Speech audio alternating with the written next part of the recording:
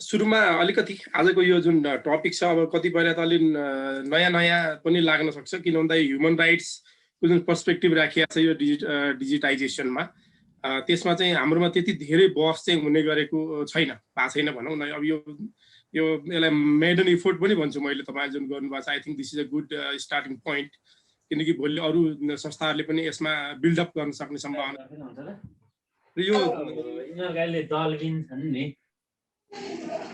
एउटा यो जुन फाइनेन्सियल डेभलपमेन्टको हामीले कुरा गर्दैछौँ भने अहिले यो गभर्मेन्ट र प्राइभेट सेक्टर दुइटैको हिसाबमा कोभिड-19ले चाहिँ यसलाई एकदमै गति दियो। हामीले देखिरहेछौँ यो विश्वव्यापी रूपमा, त्यो हाम्रो मात्रै होइन।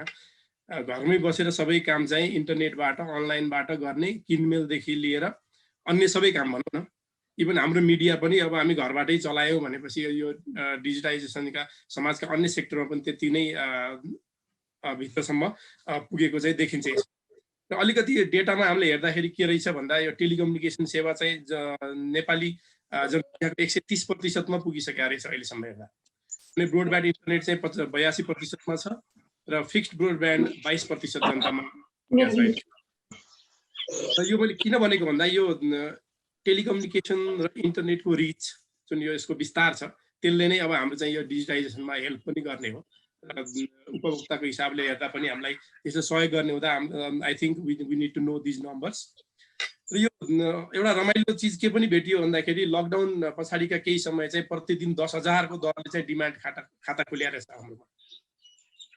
हामी यसबाट पनि अनुमान गर्छौँ कि अब यो कुन गतिमा र कुन दरमा चाहिँ हाम्रो यो डिजिटाइजेसन भइरहेछ, डिजिटलाइजेसनमा गइरहेछौँ हामी।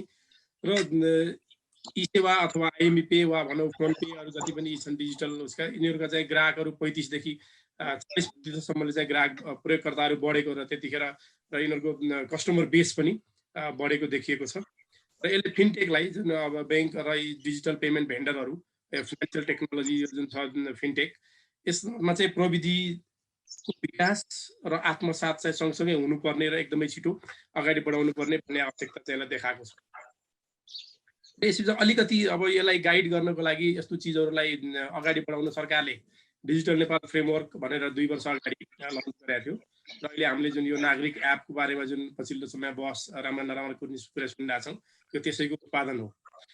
यो अहिले राष्ट्र ब्याङ्कले पनि देशव्यापी रूपमा क्युआर कोडको चाहिँ प्रमोट गरिरहेको छ भने डिजिटल पेमेन्टलाई पनि त्यसै गरी अन्य फर्मका डिजिटल पेमेन्टलाई पनि प्रोत्साहन गर्दै र गत हप्ताबाटै क्युआर कोडको लागि नयाँ गाइडलाइन्स पनि राष्ट्र ब्याङ्कले बनाएको छ। ह्याभिङ सेड द्याट यति भइसकेपछि आजको हाम्रो जुन यो एरिया छ बहसको त्यसमा छोटोमा 2 मिनटमा यो कुरा राखेर अनि त्यसपछि हामी बहसमा प्रवेश गर्छौँ। यो सबभन्दा ठुलो टेक्नोलोजीले चाहिँ नियमनको कुरा चाहिँ उठाउँदो रहेछ किनकि टेक्नोलोजीको मिसयुज भयो भने त्यसले निकै ठुलो हानि गर्न सक्ने सम्भावना उत्तिकै रहेछ। त्यसो हुनाले सरकार र डाटामा सरकारलाई पनि नियमन गर्नुपर्ने रहेछ किनकि कतिपय अवस्थामा चाहिँ तपाईँ हाम्रा तथ्याङ्कहरू डेटाहरू हाम्रा की इन्फर्मेसनहरू चाहिँ सरकारहरूले पनि दुरुपयोग गरेका चाहिँ थुप्रै प्रशस्तै उदाहरणहरू अरू देशहरूमा रहेछन्। त्यसो हुनाले चाहिँ सरकार र डाटामा आधारित कम्पनीहरूलाई नियमन तिनीहरूको शक्तिलाई नियन्त्रण र नियमन गर्नुपर्ने आवश्यकता देखिँदो रहेछ। र त्यसको लागि किन पनि भन्दा सार्वजनिक र नागरिक हित को लागि चाहिँ त्यो संस्था हामीले आवश्यक देखेका छौँ। तर त्यस्तो संस्थाले फेरि हाम्रो यो जुन छ अभिव्यक्ति स्वतन्त्रता सूचनाको स्वतन्त्रतामा चाहिँ दखल दिन चाहिँ हुँदैन। त्यो कुरामा चाहिँ हामी चनाखो रहनुपर्छ। त्यस्तै चाहिँ अब डाटा र सूचनाको चोरी र दुरुपयोग रोक्नलाई चाहिँ हामीसँग नीतिगत र संस्थागत पूर्वाधार आवश्यक छ जुन हामीसँग अझै भइसकेका छैन। सायद अब आगामी दिनमा हामी यसै गरी बहस गर्दै जाँदाखेरि अथवा प्रेसर दिँदै जाँदा त्यो आउला। र नाफा र शक्ति प्रयोगका लागि व्यापारिक कम्पनीहरूले दुरुपयोग गर्ने सम्भावना पनि उत्तिकै छ यसमा। त्यसको लागि चाहिँ हामीले फेसबुक जस्ता सामाजिक सञ्जालदेखि लिएर डिजिटल पेमेन्ट प्लेटफर्महरूमा पस्दा पनि हाम्रो चाहिँ जुन सोधिरहेको हुन्छ तर हामी नबुझिकन सबैमा यस गर्दै हिँडिरहेका हुन्छौँ। त्यसको लागि चाहिँ इन्फर्मड कन्सेन्ट भन्छ यो टेक्निकल भाषामा चाहिँ सुसूचित सहमति अर्थात् जसले प्रयोग गर्छ ती प्रयोगकर्तालाई चाहिँ थाहा हुनु पर्यो केमा यस गरिरहेको छु र केमा नो गरिरहेको छु भन्ने कुराहरू। यस्ता कुरामा चाहिँ कम्पनीहरूले ध्यान दिएको पाइँदैन र न त सरकारले र यस क्षेत्रमा काम गरेका अरू नै संस्थाहरूले ध्यान दिएका छन्। त्यसो हुँदाखेरि प्रजातान्त्रिक मूल्य मान्यता भनौँ, विधिको शासन भनौँ, वित्तीय कानुनहरूको पालना हुने गरी यस्ता डिजिटाइजेसनलाई चाहिँ प्रमोट गर्नुपर्छ। र नेपालमा मैले अघि नै भने जस्तै यो डिजिटाइजेसन र मानव अधिकारको बारेमा बहस हुने बाँकी छ। अब यो सुरुवात भएको छ, आशा गरौँ आगामी दिनमा अझै जाला। त्यसको लागि चाहिँ के देखियो भन्दा वित्तीय साक्षरता चाहिँ समावेश गर्नुपर्ने रहेछ र अहिले धेरै बैंक तथा वित्तीय संस्थालाई भन्नाले नेपालका बैंक तथा वित्तीय संस्थालाई संस्थाहरूले उनीहरूले वित्तीय साक्षरतामा काम गरिरहेका छन् र उनीहरूको CSRको फन्डलाई पनि यसमा प्रयोग गरिरहेका छन्। अब हामी त्यो फन्डलाई फेरि यो डिजिटाइजेसनमा चाहिँ लैजानलाई अनुरोध गर्न वा त्यतातिर डाइभर्ट गर्नलाई काम गर्न सक्छौँ भन्ने मलाई लाग्छ।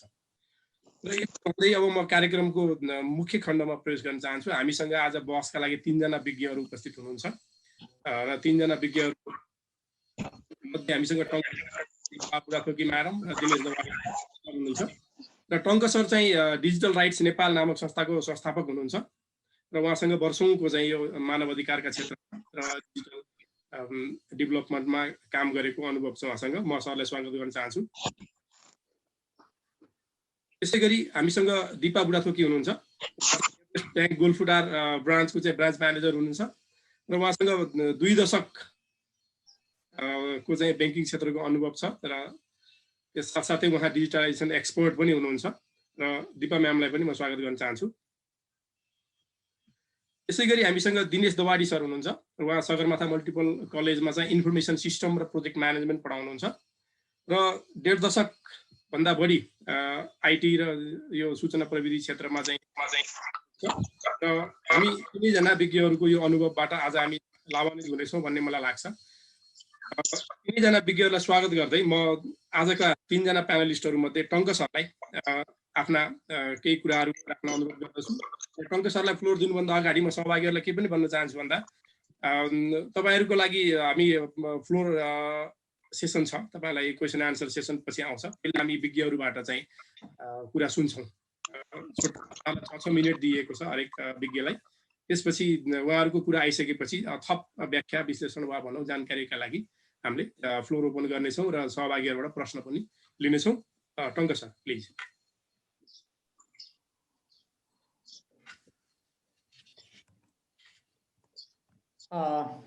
धन्यवाद मोहनजी। सबैलाई नमस्कार। जुन अहिलेको एकदमै जल्दो बल्दो विषय युज अफ टेक्नोलोजी, त्यसमा पनि फाइनेन्सियल सेक्टरको डिजिटाइजेसन र त्यसको मानव अधिकारको क्षेत्रमा पार्ने प्रभाव तथा त्यससँग सरकार राख्ने विषयवस्तुको बारेमा आज छलफल हुन गइरहेको छ। त्यसमा मलाई आमन्त्रण गर्नुभएकोमा म सर्वप्रथम आयोजकलाई धन्यवाद भन्न चाहन्छु। यो एकदमै महत्त्वपूर्ण विषयवस्तु छ, किनभने हामी मानव अधिकार भन्दैमा मानव अधिकारले नसमेट्ने क्षेत्र नै छैन। एकदमै ठुलो क्षेत्राधिकार भएको विषयवस्तु मानव अधिकार।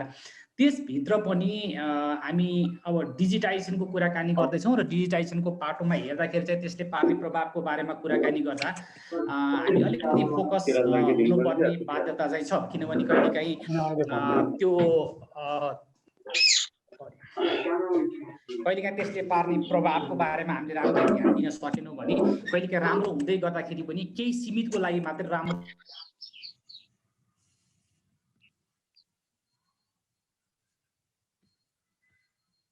तपाईँ म्युट हुनुभयो टङ्क सर।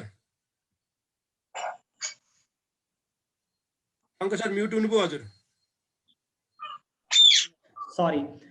यो मानव अधिकारको सन्दर्भमा पहिलो महत्त्वपूर्ण सरोकार भनेको चाहिँ राज्य पक्षको जिम्मेवारी हुन्छ भनिन्छ। त्यही सन्दर्भमा नेपालले जुन डिजिटल नेपाल फ्रेमवर्क बनाउँदै गर्दा त्यसले समग्र मानव अधिकारको क्षेत्रमा पार्ने प्रभाव र त्यसलाई गरिनुपर्ने आवश्यक कार्यको बारेमा चाहिँ सही किसिमले त्यसलाई आवश्यक ध्यानमा राखिएको राख्नुपर्छ भन्ने मेरो पहिलो धारणा हो।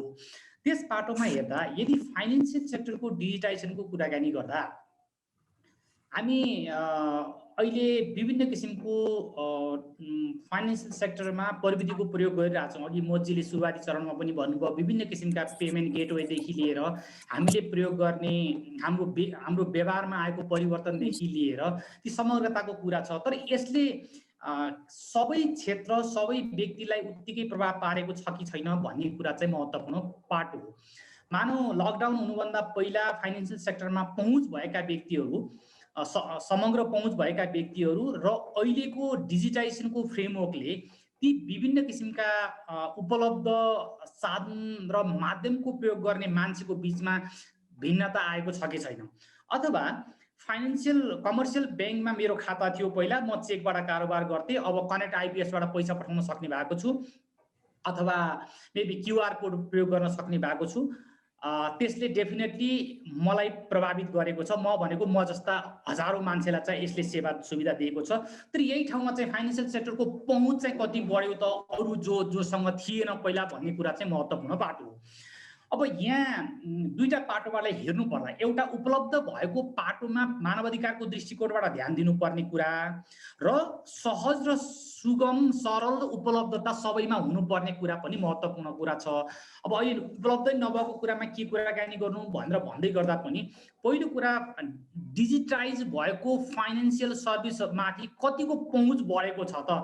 हामी लगभग 1 वर्ष भयो लकडाउनको सिलसिलामा, त्यसपछि आएको परिवर्तनलाई एकचोटि हेर्नुपर्छ। त्यो भयो भने राज्य अथवा चाहिँ प्राइभेट सेक्टरबाट उपलब्ध भएका सेवा सुविधाहरूको इक्विटेबल डिस्ट्रिब्युसन अथवा इक्वली एक्सेसिबल भयो कि भएन। एकजना मान्छे जसले सामान्य जीविकोपार्जन गर्दै गर्थ्यो, उसको फाइनेन्सियल एक्सेस पहिला कति थियो र अहिले कति भयो, चेन्ज कन्टेक्स्टमा त्यसलाई हेर्नुपर्छ। जुन एक्सेसिबिलिटी भनेको राज्यको तर्फबाट सबैलाई चाहिँ त्यो एक्सेसिबल बनाउने पाटो चाहिँ महत्त्वपूर्ण पाटो हो।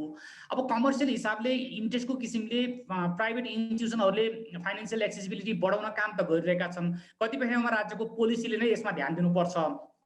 अब मैले एक्सेस बढाउनु पर्छ है, इक्विटेबल डिस्ट्रिब्युसन हुनुपर्छ एभाइलेबल सर्भिसको भन्ने कुरा चाहिँ प्रिन्सिपल कुराकानी गरेँ।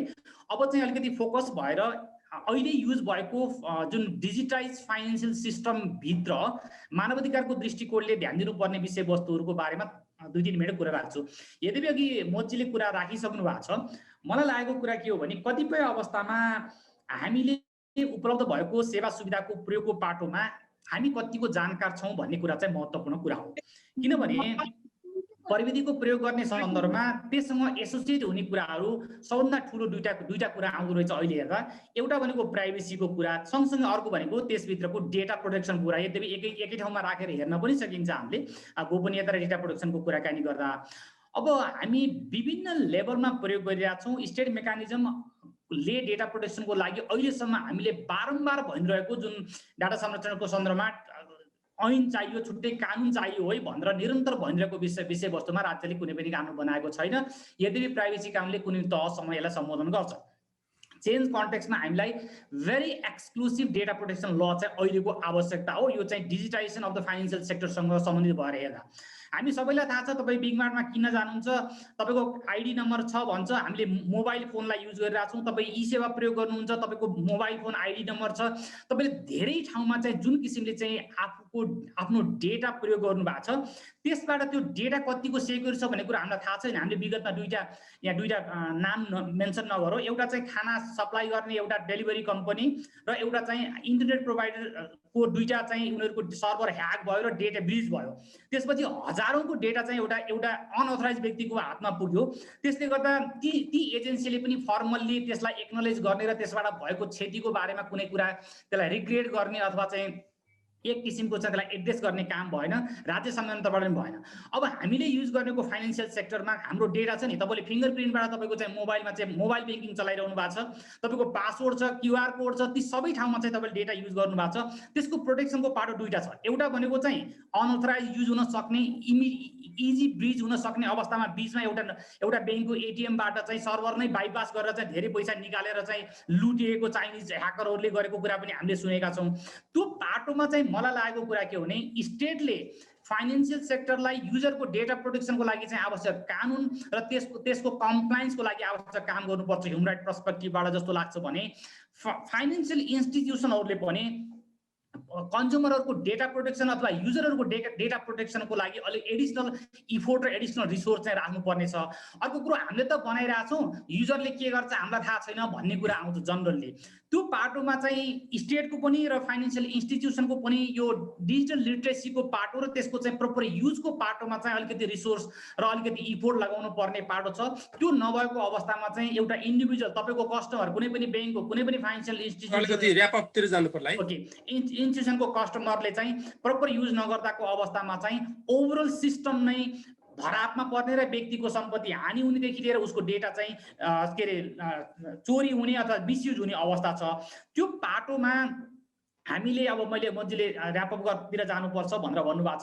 समय कम भएको अवस्थामा मैले दुईवटा कुरा भने फेरि हाइलाइट गरेर, एउटा भनेको फाइनेन्सियल इन्स्टिट्युसनको एक्सेसिबिलिटीमा चाहिँ ह्युमन राइट बेस्ड अप्रोचलाई चाहिँ इन्टिग्रेट गर्नु आवश्यक छ।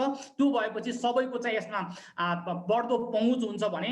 दोस्रो चाहिँ अहिले युज भएका विभिन्न माध्यम, विभिन्न प्लेटफर्म, विभिन्न युजरको लेभलमा चाहिँ एउटा लिटरेसीको कुरा र अर्को भनेको चाहिँ त्यसलाई प्रोटेक्सनको लागि चाहिँ स्टेट मेकानिजम र फाइनेन्सियल इन्स्टिट्युसनहरूले चाहिँ प्रपर सेक्युरिटी सिस्टमलाई चाहिँ इन्हान्स गर्नुपर्ने कुरा र यदि त्यो ब्रिज भएको अवस्थामा चाहिँ इन्डिभिजुअललाई हानि भएको अवस्थामा चाहिँ त्यसमा उचित रेमेडी र त्यसमा फर्दर त्यस्तो किसिमको हुन नसक्ने गरी अथवा जिम्मेवार लायबिलिटी क्रिएट गर्ने गरेको चाहिँ कानुनी व्यवस्था चाहिँ अहिलेको अवस्थामा फाइनेन्सियल डिजिटाइजेसनको सन्दर्भमा कुराकानी गर्दा चाहिँ हामीले ध्यान दिनुपर्ने ह्युमन राइट पर्सपेक्टिभको कुरा हो जस्तो लाग्छ। मैले अहिले यही रोकेँ। Back to Modi. Thank you टङ्क सर।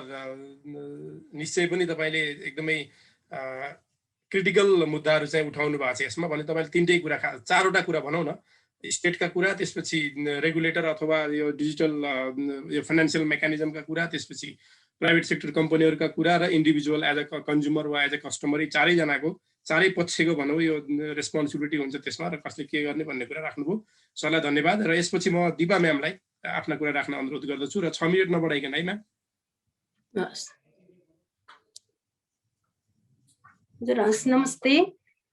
नमस्ते। यो इम्प्याक्ट अफ कोभिड-19 अन फाइनेन्सियल डिजिटाइजेसनको बारेमा मलाई केही मेरो अनुभवहरू बाँड्न दिनुभएकोमा म आयोजकहरूलाई धेरै धेरै नै धन्यवाद दिन चाहन्छु। यो टपिक अनुसार नै आज म कोभिड-19ले फाइनेन्सियल डिजिटाइजेसनमा के कस्तो प्रभाव पार्यो भनेर त्यसलाई नै केही सेयर गर्न गइरहेको छु। जस्तै आजको दिनमा टेक्नोलोजीले संसारलाई धेरै नै फाइदा पुर्याएको छ र यो एकदम महत्त्वपूर्ण पारेको पनि छ टेक्नोलोजीको। यसै क्रममा सबैभन्दा महत्त्वपूर्ण पारेको सेक्टर भनेकै मलाई चाहिँ नि ब्याङ्किङ सेक्टरै जस्तो लाग्छ होइन। जस्तै कोभिड-19 पहिला पनि हाम्रो डिफ्रेन्ट अनलाइन प्रोडक्टहरू थियो, तर जब पनि हामीले कस्टमरहरूलाई चाहिँ भन्थ्यौँ, त्यो मार्केटिङ गर्थ्यौँ, उहाँहरूलाई एउटा ब्याङ्कमा यस्तो छ रे भनेर त्यो चाहिँ एउटा अप्सनको रूपमा मात्रै लिनुभएको थियो भने जुन कोभिड-19 भयो त्यसले चाहिँ बिस्तारै मानिसहरूलाई चाहिँ नि त्यो बाध्यात्मक कम्पल्सनतिरै लगेको देखियो होइन। अनि त्यसपछि अब यो हरेक सिटिजन अक्रस द ग्लोब नै गर्दाखेरि मान्छेहरूलाई यो कोभिड-19ले गर्दा चाहिँ घरमै बसेर आफ्नै स्वास्थ्यमै धेरै ध्यान दिनुभयो सबैले। अब स्वास्थ्य गर्दा अब चेकअप यस्तो गर्दाखेरि उहाँहरूलाई पैसा पनि त्यत्तिकै महत्त्वपूर्ण भयो र अरू जस्तै ब्याङ्किङ सेवाहरू पनि उहाँहरूलाई अनलाइन गर्नुपर्ने नै महत्त्वपूर्ण भएको हुनाले धेरैजना पनि यसमा चाहिँ ब्याङ्कको त्यो अनलाइन तिर नै त्यो आकर्षित हुनुभयो कि। अब जस्तै हाम्रैमा पनि अब यो कोभिड-19मा चाहिँ नि अब लकडाउन भयो, लकडाउनले गर्दा सबै शाखाहरू खोल्न सकिएन। अब हाम्रोमा नि पाली गरेर खोलिएको थियो। त्यसमा चाहिँ नि अब हामीले रेगुलर काम भन्दा पनि यो अनलाइनलाई डिजिटाइजेसनलाई चाहिँ हामीले कसरी अगाडि बढाउने भनेर हामीले चाहिँ नि सबै हरेक कस्टमरहरूको फोन लिएर जुन त्यो वर्क फ्रम होम भन्ने आएको थियो नि सब। हेलो हजुर म्याम, अलिकति डिस्टर्ब आइरहेको थियो। ठिकै छ, ठिक छ। त्यही त हरेक स्टाफहरूलाई हामीले कस्टमरहरूको लिस्ट नै दिएर चाहिँ नि हामीले एकदम कोभिड-19कै उसले देखाएर डिजिटलहरू गरेर हाम्रो डिजिटललाई फोन गरेर हामीले धेरै कस्टमर पनि बढायो। यसै बिचमा हामीले चाहिँ नि हजुरको के गरे डेबिट कार्ड इन्टरनेट ब्याङ्किङ गरेर मेरो एउटा शाखाको भन्नुपर्दाखेरि हामीले 16 to 18% जति इन्क्रिज गऱ्यौँ भने क्रेडिट कार्ड त हाम्रो 281%ले नै इन्क्रिज भयो यो बिचमा। सबैजना स्टाफहरू एग्रेसिभली लागेको हुनाले पनि हो। जस्तै हाम्रो ब्याङ्कले पनि एउटा डिजिटल ब्याङ्किङ सपोर्ट भन्ने टिम नै राखेको थियो। यसमा चाहिँ हाम्रो सबै हजुरको SMS अलर्टदेखि लिएर मोबाइल ब्याङ्किङ इन्टरनेट ब्याङ्किङ सबै गर्ने भनेर चाहिँ टिम नै राखेको छ। अब जस्तै अहिले भन्नुपर्दा चाहिँ नि देशको इन्टायर इकोनोमिक नै फर्मल च्यानलमा आबद्ध गर्ने सम्पूर्ण आर्थिक कारोबारहरू अब जस्तै हुन्छ त्यो पारदर्शी पूर्वानुमान गर्न सकिने हुनाले थप आधुनिक डिजिटाइजले गराउने उद्देश्य अनुरूप अघि बढेकोमा यो कोभिड-19ले चाहिँ यसमा अझ धेरै सकारात्मक प्रमाणहरू देखिएको पाइयो। जस्तै अब घरमै बसेर इन्टरनेटको प्रयोगले भन्नु यो डिजिटाइज एनीवेयर एनी टाइम र एनी वान अहिले गएर कारोबार गर्छु र अहिलेको मानिसहरूको भनौँ न चाहना पनि यही नै हो। यसले गर्दा घरबाटै गर्न सक्ने मानिसहरूलाई त्यो नगदे बोक्ने जोखिम पनि न्यूनीकरण भयो। यसले गर्दा देशको अर्थतन्त्र पनि क्यासलेस इकोनोमीतर्फ गएको देखियो। त्यसपछि अब ब्याङ्कमा पनि भनौँ न भिडभाड लामबद्धहरू यो कम हुँदाखेरि हामीले त्यो खर्च कटौतीमा पनि टेवा पुगेको देखियो होइन, यसको इम्प्याक्टहरू चाहिँ। अनि यो आम मानिसहरूमा क्रमशः फाइनेन्सियल लिटरेसीको अवस्थामा पनि सुधार हुँदै गएको जस्तो पनि देखिएको छ अहिलेको डिजिटाइजेसनले गर्दाखेरि। अनि यसले गर्दा देश चाहिँ यो फाइनेन्सियल लिटरेसीमा सुधार भएको हुनाले चाहिँ देश चाहिँ अझ फाइनेन्सियल डेभलपमेन्टको चरणमा पनि देश पुग्ने आशा अलिकति गरिएको जस्तो मलाई लागेको छ। जस्तै अब यसमा हजुरको यो भयो राम्रो नराम्रो त नभनौँ, अलिकति हामीलाई ड्रब्याकहरू चाहिँ यसको के छ भने जस्तै अब आम मानिसहरूमा फाइनेन्सियल लिटरेसीको अभावमा कसरी ब्याङ्किङ सेवा प्राप्त गर्ने वा ब्याङ्किङ सेवा प्राप्त गरेमा के फाइदा हुन्छ भन्ने ज्ञानको अभावले दूरदराजमा होइन बस्ने मानिसहरू अझ पनि नगदी कारोबारमा विश्वास गर्ने देखिएको छ। अनि त्यसपछि डिजिटल ब्याङ्किङ सेवाहरूको बारेमा अनभिज्ञ हुने तथा त्यसको प्रयोग गर्नमा अलि रुचि नहुनु पनि छ। अझ हामीले यसलाई चाहिँ नि अझ राम्ररी चाहिँ नि त्यो एजुकेट गराउनु पर्ने नै देखिन्छ के। अनि जस्तै यसको समग्रमा भन्नुपर्दाखेरि फाइदा बेफाइदा होइन, फाइदा तथा अर्थव्यवस्थामा सकारात्मक प्रमाण पर्ने कुरामा दुईमत हुने त कुरै भएन यसमा। यद्यपि विभिन्न कठिनाइको बावजुद पनि देशको दूरदराजमा पनि लगभग हरेक ब्याङ्कको शाखाहरू पुगिसकेको होइन। र त्यसमा चाहिँ भुक्तानीका लागि अरू आधुनिक ब्याङ्किङहरू जस्तै डेबिट कार्ड, क्रेडिट कार्ड, भुक्तानीको लागि क्युआर कोड को बारेमा फाइनेन्सियल लिटरेसी बढाइ यसको प्रयोगमा आशासित बढोत्तरी चाहिँ भएको छ देखिएको छ। अनि जसले गर्दा क्यासलेस ब्याङ्किङ भनौँ र इन्टायर इकोनोमी पनि पारदर्शी एवं पूर्वानुमान गर्न सकिने होइन तथा नगदको कारोबार गर्दा हुन आउने जोखिमलाई पनि यसले न्यूनीकरण गरेको छ। जस्तै अहिले भर्खरै पनि हाम्रो राष्ट्र ब्याङ्कको monetary policy mid term monetary policy review गर्दाखेरि पनि अब यसलाई यो विद्युतीय कारोबारलाई नै प्रोत्साहन गर्नको लागि जस्तै हाम्रो आएको छ। जस्तै यसमा के भनेको छ भने विद्युतीय भुक्तानी कारोबार प्रोत्साहित गर्न कारोबारको सीमामा समयानुकूल पुनरावलोकन गरिनेछ। यसले गर्दा नि अलिकति हामीले केही गर्न सक्छौँ। जस्तै क्युआर कोड लगायत विद्युतीय कारोबारको प्रबन्धनका लागि आवश्यक थप नीतिगत व्यवस्था गरिनेछ भनेको छ भने अर्को चाहिँ विद्युतीय कारोबारको प्रबन्धनका लागि वित्तीय साक्षरतामा गरिने जस्तै निश्चित खर्चहरूलाई सीएसआर अब ऱ्यापअपतिर लाग्नु पर्ला। हस् गर्नु छ। त्यसैले म के भन्न चाहन्छु न, त्यसैले यो कोभिड-19 को इम्प्याक्टले चाहिँ निश्चय नै त्यो फाइनेन्सियल डिजिटाइजेसनको महत्त्व चाहिँ हुने अलि राम्रो नै भएको देखिएको छ। धन्यवाद। Thank you. धन्यवाद दिपा बुढाथोकी म्याम। यहाँले चाहिँ खास गरी यसको दुईटा पर्सपेक्टिभ आयो तपाईँबाट। एउटा अब as a being private sector भनौँ पब्लिक कम्पनी को रूपमा चाहिँ ब्याङ्कहरूले गरेको प्रयास पनि तपाईँले ल्याउनु भयो। र अर्को चाहिँ जुन यो मुख्य कुरा भनेको तपाईँको उसमा जिस्टमा मैले के भेटेँ भने एउटा फर्मलाइजेसन अफ इकोनोमी भन्ने एउटा बहुतै महत्त्वपूर्ण कुरा हो। यो हामीले इकोनोमिक ट्रान्ज्याक्सनलाई फर्मलाइज गऱ्यौँ भने हाम्रो इकोनोमी पनि फर्मल हुनसक्छ भन्नेतिर। र अर्को ट्रान्सपरेन्ट इजी फास्ट भन्ने कुरा जुन दुर्गममा पनि यसको प्रयोग भयो भने त्यसले लागत घटाउनेदेखि लिएर जनतालाई नै इनेबल गर्ने कुरा पनि उत्तिकै महत्त्वपूर्ण छ। र साथसाथै तपाईँको अर्को महत्त्वपूर्ण कुरा मलाई के पनि लाग्यो भन्दा मान्छेको एउटा चाहिँ फाइनेन्सियल लिटरेसीको कमी, त्यसमा चाहिँ ब्याङ्क वित्तीय संस्था र सरकारले पनि अलिकति लगानी बढाउनु पर्छ जस्तो लाग्छ मलाई। त्यो अवेरनेस ल्याउन जरुरी छ। र अर्को नचाहनेका लागि पनि अवेरनेस चाहिँ काम गर्न सक्छ भन्ने लाग्छ जस्तो लाग्छ। धन्यवाद म्याम। र यसपछि आजका हाम्रो प्यानलका अर्का विज्ञ दिनेश दवाडी सरलाई चाहिँ आफ्ना कुराहरू राख्न म यहाँ अनुरोध गर्दछु। हजुर नमस्कार सबैजनालाई, प्यानलिस्ट सर टङ्क अर्यालज्यू अनि दिपा बुढाथोकीज्यू, मोड ढकालज्यू, कवि अधिकारीज्यू लगायत सबै उपस्थितहरूलाई मेरो नमस्कार। समय सीमा छोटो भएकोले म सोझै विषयवस्तुतिर जान चाहेँ। आजको विषयलाई मैले अलिकति टेक्नोलोजी पोइन्ट अफ भ्यूबाट चाहिँ जोड्न चाहेँ। टङ्क सरले चाहिँ ह्युमन राइट पर्सपेक्टिभबाट धेरै कुरा गर्नुभएको छ, त्यो पनि म अलिकति जोड्छु पछि। अनि यता दिपा बोडाचुकीज्यूले जुन कुरा गर्नुभएको छ डिस्ट्रप्टिभ टेक्नोलोजीहरूको कुरा गर्नुभएको छ त्यो कुराहरूलाई चाहिँ अब कसरी चाहिँ फाइनेन्सियल डिजिटाइजेसनमा चाहिँ कोभिड-19ले चाहिँ प्रभाव पार्यो भन्ने कुरामा चाहिँ टेक्नोलोजी पोइन्ट अफ भ्यूबाट हेर्दाखेरि सुरु कहाँबाट भयो भन्दाखेरि लकडाउनबाटै सुरु भयो, सामाजिक दूरीबाटै सुरु भयो हैन। कस्टमरहरूले चाहिँ बेसिकली अनलाइन र मोबाइल प्लेटफर्महरू चाहिँ बढी प्रयोग गर्न थाले। त्यो गर्ने बित्तिकै के भयो त भन्दा जसले चाहिँ डिजिटल सर्भिस प्रोभाइड गर्न सक्यो तिनीहरूको रेभिन्यू बढ्दै गयो। त्यो देखेपछि ब्याङ्क र फाइनेन्सियल इन्स्टिट्युसनहरूले अब फिनटेक कम्पनीजहरूको चाहिँ सहायता लिन थालिहाल्यो। फिनटेक कम्पनी भनेको तपाईँको नर्मल्ली जसले चाहिँ टेक्नोलोजी र चाहिँ एक्सपर्टिजहरू चाहिँ प्रोभाइड गर्छ, जुन चाहिँ हामीले सेफली चाहिँ एक्जिक्युट गर्न सक्छौँ।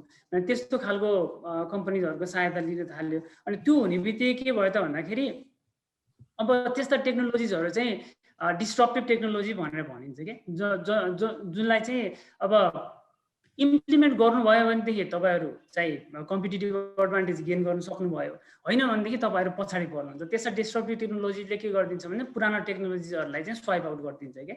अब भनेपछि मैले गर्ने कि नगर्ने त भन्दाखेरि मैले गर्नै पर्ने हुन्छ, किन भन्दाखेरि मेरो अर्गनाइजेसन चाहिँ अर्को अर्गनाइजेसनभन्दा माथि पुग्न सक्दैन, कम्पिटिसनमा आउन सक्दैन। त्यो एउटा चाहिँ मेजर इम्प्याक्ट भयो क्या कोभिड-19 को। किन भन्दाखेरि सबैजनाले त मोबाइल एप्लिकेसनहरू अनलाइन ट्रान्ज्याक्सन गर्न थालिसकेपछि त्यो कारणले चाहिँ एउटा इम्प्याक्ट त्यसरी भयो।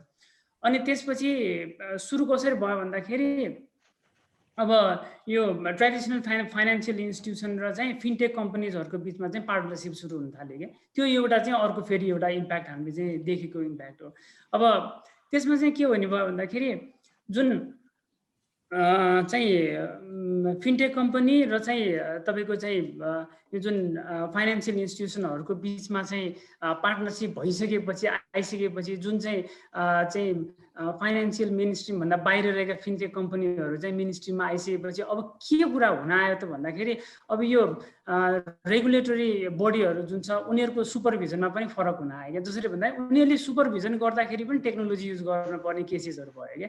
त्यो हुँदाखेरि चाहिँ रेगुलेटरी बडिजहरूले पनि टेक्नोलोजीलाई चाहिँ एडप्ट गर्न थाले क्या त्यसरी। अनि त्यो गर्दै गर्दाखेरि चाहिँ जुन एउटा चाहिँ यो फिनटेकको चाहिँ जुन इम्पोर्टेन्स त्यो चाहिँ हाइली बढेर गयो। अनि गभर्मेन्टको पनि चाहिँ फिनटेकको इम्पोर्टेन्स अनि त्यसपछि डिजिटाइजेसनको इम्पोर्टेन्स टेक्नोलोजी त्यसरी बढ्दै गयो। चाहिँ मेजर कोभिड-19 भयो। अनि हजुर केही भन्नुभयो, सुनिरहनु भएको छ? मैले बिचमा नोइज आएर सुनिरहेको सर, प्लिज कन्टिन्यू। ओके।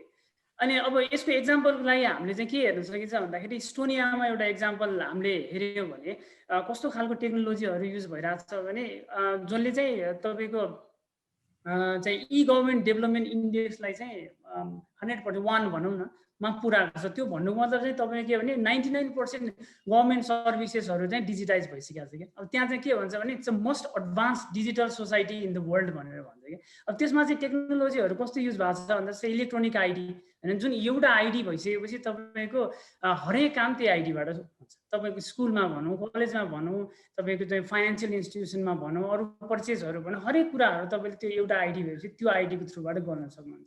अनि त्यसको लागि टेक्नोलोजीहरू अर्को युज भएको छ। ब्लकचेन टेक्नोलोजी बेसिकली त्यसमा युज हुन्छ। कतिजनाहरूलाई थाहा हुँदैन यो ब्लकचेन टेक्नोलोजी भन्ने कुराहरू चाहिँ थाहा छैन होला। म अलिकति त्यसको लागि म भन्न चाहन्छु होइन। यो चाहिँ कस्तो खालको टेक्नोलोजी, बेसिकली ब्याङ्कहरूले चाहिँ अझ बढी युज गर्न पर्ने खालको टेक्नोलोजी हो क्या यो फाइनेन्सियल इन्स्टिट्युसनहरूले चाहिँ युज गर्नुपर्ने टेक्नोलोजी। किनभने त्यसमा चाहिँ रेकर्डहरूलाई कुनै चेन्ज गर्न अथवा कसैले ह्याक गर्ने कुरा अथवा भनौँ चाहिँ सिस्टमलाई चिट गर्ने कुरा त्यो चाहिँ टोटल्ली अभोइड हुन्छ कि त्यो कुरा गर्नै सक्दैन कि। डेटा भनेको चाहिँ कम्प्लिटली इम्युटेबल हुन्छ अनि त्यसपछि कम्प्लिट ट्रान्सपरेन्सी हुन्छ त्यस्तो सिस्टमहरूमा। भनेपछि यो खालको टेक्नोलोजीहरूको पनि इम्प्लिमेन्टेसन र विकास चाहिँ भइरहेछ। भनेपछि यो वर्ल्ड वाइड इम्प्याक्ट चाहिँ हामीले चाहिँ यो हेर्न सक्छौँ होइन। अब हामीले चाहिँ नेपालको केसमा आउँदाखेरि चाहिँ अब भनौँ नेपालमा पनि फिनटेक कम्पनीहरू माथि आइरहेछ। जस्तै भनौँ F1 सफ्ट जुन कम्पनी छ उसले चाहिँ मोस्टली 90% अफ ब्याङ्किङ सर्भिसेसहरू उसले प्रोभाइड गर्छ, अनलाइन सर्भिसेसहरू, मोबाइल सर्भिसेसहरू होइन। अनि यसले गरे तापनि अब जति मैले अघि इस्टोनिया केस भने अरू बाहिर कुरा त्यसमा चाहिँ जुन टेक्नोलोजी जुन युज भएको छ त्यो टेक्नोलोजी चाहिँ अझै राम्रोसित युज भइसकेको छ। जस्तै ब्लकचेन टेक्नोलोजीलाई चाहिँ युज गर्नु पर्यो, ब्याङ्कहरूले यो कुरा चाहिँ बुझ्नु पर्यो, नयाँ टेक्नोलोजीहरू लिएर आउनु पर्यो। इम्प्याक्ट चाहिँ बाहिर मात्रै होइन नेपालमा पनि त्यसको पोजिटिभ इम्प्याक्टहरू चाहिँ पार्नु पर्यो क्या, जसले गर्दाखेरि चाहिँ हामी चाहिँ यो ग्लोबल वर्ल्डमा चाहिँ फाइनेन्सियल इन्स्टिट्युसनहरूले कम्पिट गर्न सकोस्, त्यस्तो खालको र कम्पिटिटिभ एडभान्टेज गेन गर्न सकोस्, त्यस्तो खालको चाहिँ टेक्नोलोजीहरू चाहिँ हामीले लिएर आउनु पर्ने हुन्छ। अब यो चाहिँ बेसिकली अहिलेको कोभिडको कारणले गर्दा परेको इम्प्याक्ट भन्ने मैले बुझेको छु। र अब यही कुरा चाहिँ मैले ह्युमन राइट पर्सपेक्टिभबाट आजको जुन डिस्कसनको टपिक पनि छ यसमा चाहिँ यसमा के कुरा आउँछ त भन्दा एक्सिसको मैले भने दिनेश सर हजुर लाग्नु पर्ला है।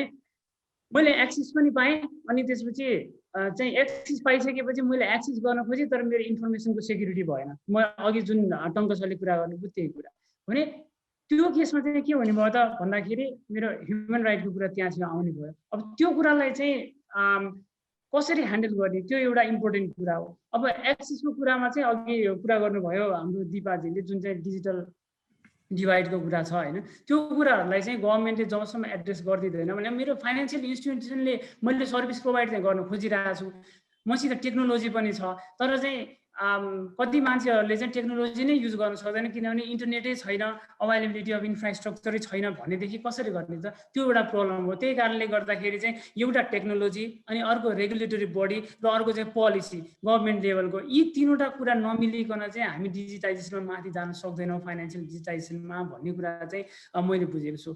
मैले यति नै टाइम दिएँ अहिलेलाई, धन्यवाद। धन्यवाद दिनेश सर।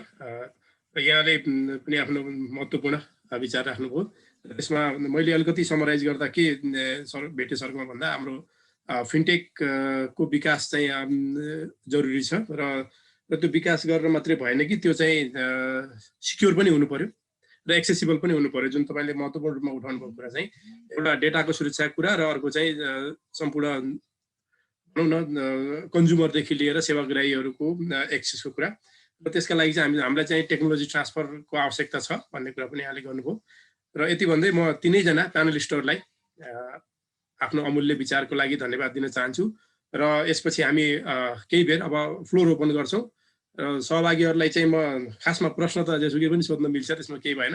तैपनि सकेसम्म हाम्रो यो आजको यो डिजिटाइजेसन र ह्युमन राइट पर्सपेक्टिभभित्र रहेर सोधिदिनु भयो भने हाम्रो एक्सपर्टहरूलाई पनि त्यसलाई रेस्पोन्ड गर्न सजिलो होला। यहाँले पालै पालो आफ्नो परिचय दिएर कुनै संस्था रिप्रेजेन्ट गर्नुहुन्छ भने त्यो संस्थाको नाम पनि उल्लेख गरिदिनु भए हामी आभारी हुने थियौँ। र यसपछि फ्लोर ओपन गरिन्छ, प्रश्न राख्नुहोला।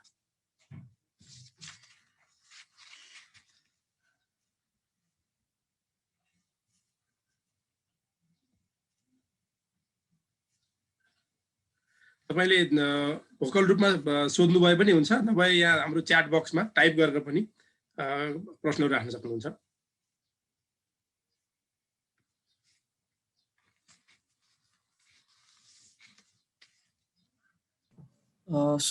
नमस्ते सबैलाई, मेरो नाम अङ्कुर सिंह थापा, म चाहिँ ई कागज मिडियामा काम गरिरहेको छु अहिले। अनि मेरो क्वेसन चाहिँ हाम्रो दिनेश दवाडी सरलाई छ। सर, हजुरले हाम्रो यहाँ ब्लकचेनको कुरा गर्नुभएको थियो। नेपालमा चाहिँ यो कतिको सम्भव छ होला सबै कुरा चाहिँ ब्लकचेनमा लग्नको लागि चाहिँ? तपाईँले एकदम राम्रो प्रश्न गर्नुभयो, समसामयिक प्रश्न गर्नुभयो। यो वास्तवमा ग्रेजुअली गर्दै जान सकिन्छ, गर्न नसकिने होइन। मैले अघि जुन कुरा गरेँ हाम्रो चाहिँ गभर्मेन्ट पोलिसीले चाहिँ यसलाई हेल्प गर्नु पर्यो। गभर्मेन्टको जुन हायर अथोरिटी छ उसले बुझ्नु पर्यो कि यो ब्लकचेन टेक्नोलोजी भने के हो, यसले के गर्छ अनि कसरी चाहिँ जस्तै मैले अहिले एक्जाम्पल दिएँ इस्टोनिया भन्ने देशमा जुनमा चाहिँ 99% अफ ई गभर्मेन्ट चाहिँ एप्लिकेसन्सहरू इ गभर्मेन्ट आफै नै चाहिँ 99% चाहिँ अनलाइन भइसकेको छ होइन।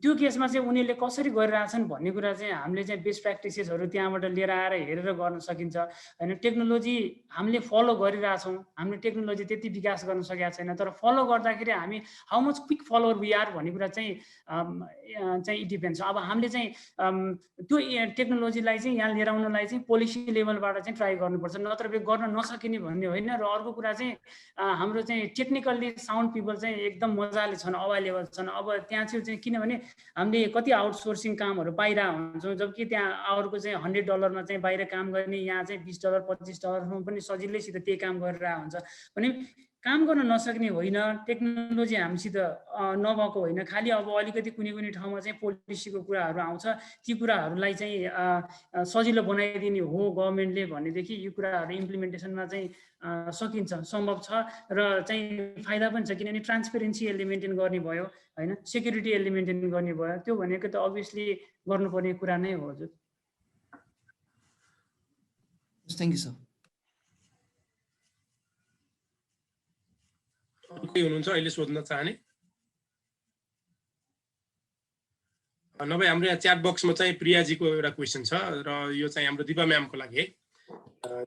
दिपाजीको लागि प्रश्न छ, डिजिटल फाइनेन्सको यो लिट्रेसी मा ब्याङ्किङ सेक्टरले चाहिँ के कस्तो अहिले काम गरिरहेछ भनेर प्रश्न सोध्नु भएको छ। उहाँको क्वेसनलाई चाहिँ मैले भन्नुपर्दाखेरि अब डिजिटल फाइनेन्सियल भनेको पुरा डिजिटलमा नै गएपछि कोही ग्राहक आउनुहुन्छ हाम्रोमा आएपछि चाहिँ उहाँले हामीले चाहिँ सकभर उहाँहरूलाई डिजिटलमै जाने चाहिँ नि हामीले प्रयास गर्छौँ कि जस्तै सुरुमै गर्दाखेरि उहाँको अब तपाईँको सबै कुरा ब्रिफ डिस्क्रिप्सन दिएर तपाईँको खाता खोल्दा ब्याङ्कमा आउनु पर्दैन, यस्तो मोबाइलमा आफैले नै उहाँहरूको हामीले त्यो अपलोड गराइदिएर हाम्रो एप छ जुन EBL टच 24 भन्ने छ, त्यसमा एप डाउनलोड गराइदिएर खाता खोलेदेखि प्रोसिड्युर जस्तै स्टेटमेन्ट कसरी हेर्ने तपाईँले एउटा मिस कल गरेर यसरी आफ्नो अकाउन्टको ब्यालेन्स थाहा पाउन सक्नुहुन्छ भनेर यसरी अनलाइन अकाउन्ट कसरी खोल्ने यसरी नै हामीले चाहिँ नि उहाँहरूलाई एजुकेट गरि नै रहेछौँ। बिस्तारै यो क्रम चाहिँ अझ राम्रो हुने उसमा आशावादी छौँ हामी। यसमै चाहिँ मैले सप्लिमेन्ट गरेँ दिपाजीलाई यही प्रश्नमा चाहिँ, जस्तै यो तपाईहरुले चाहिँ ब्याङ्कमा आउने अथवा नआउने जुन ग्राहकहरू छ त्यसको लागि चाहिँ कुनै अनलाइन अथवा सोशल मिडिया प्लेटफर्महरू मार्फत त्यस्तो अडियो भिजुअल कुनै सामग्रीहरू त्यस्तो केही गर्ने गर्नुभएको छ? हजुर, हाम्रो त्यो उसमा सर्टेन कुनै उसमा प्रोडक्टहरुमा चाहिँ हाम्रो जस्तै युट्युबहरु यस्तोमा हाम्रो एपमा पनि अनलाइन पनि गरिरहेको छ यो। राइट, हजुर, धन्यवाद दिपाजी। हस्, थ्यांक यू। म बोल्न चाहे है। नमस्कार, म ममता थापा आर्थिक अभियान दैनिकबाट। मेरो प्रश्न चाहिँ टङ्क सर र दिपा म्यामलाई। सुरुमा टङ्क सरलाई, अब यो पछिल्लो समय लकडाउन पछि फाइनेन्सियल डिजिटलाइजेसनमा अवश्य पनि फड्को मारेकै हो र यो बिचमा चाहिँ यसरी फड्को मारिरहँदा पछिल्लो पुस्ताहरू चाहिँ अब डिजिटलमा परिचित पनि भएको कारणले गर्दा स्मार्टफोनहरू प्रयोग गर्न सक्छन्, उनीहरूले डिजिटल पेमेन्टमा पनि सहज हुन्छ उनीहरूलाई। तर अझै पनि साक्षर व्यक्तिहरू नै कस्ता छन् भने अब ल्याब चिलाउने स्टेजमा भएका व्यक्तिहरूलाई चाहिँ अब जस्तै ब्याङ्कले एटिएमको सुविधा दिँदैन होइन, हो त्यहाँनिर पनि हाम्रो ग्याप छ। यसले गर्दा पनि हाम्रो इक्वालिटी ह्युमन राइट्समा पनि अलिकति धक्का मार्छ यो फाइनेन्सियल डिजिटलाइजेसनले। सरको यसमा के छ भनाइ होइन, यो पनि मेरो एउटा प्रश्न भयो। त्यसपछि दिपा म्यामले यहाँले भन्नुभयो विभिन्न अनलाइनहरू विभिन्न सुविधाहरू दिएछ भनेर भन्नुभएको छ। अब यसमा चाहिँ अझै पनि कर्मचारीहरूले चाहिँ ब्याङ्क कर्मचारीहरू चाहिँ अलिक ग्राहक मैत्री भएनन् भन्ने धेरै गुनासो पनि सुनिएको छ। ब्याङ्कमा केही सोध्न गयो भने चाहिँ उनीहरूले चाहिँ एकदम पोलाइट बिहेभ पनि नगरिदिने होइन, हुन त कामको प्रेसरले पनि होला र पनि एउटा ग्राहकले पाउने जुन सुविधा छ सेवा छ राम्रो बोली वचन जो उनीहरूलाई जुन नबुझेका कुराहरू सोद्धा पनि झर्को फर्को गर्ने हुन्छ नि, जो अब केही नलेजै नभएका ग्राहकहरूले त के गरी थाहा पाउनु होइन। अब जस्तै मोबाइल ब्याङ्किङको सोध्लान्, एटिएम लगायतका फर्म भर्नै होइन, डिम्याट खाता खोल्नै सोध्लान्, हो यस्तो यावत कुराहरूमा चाहिँ अलिकति ग्राहक मैत्री भएनन् भन्ने पनि मैले धेरै पटक सुनेको छु। यसमा यहाँहरूको भनाइ के छ? हस्, thank you.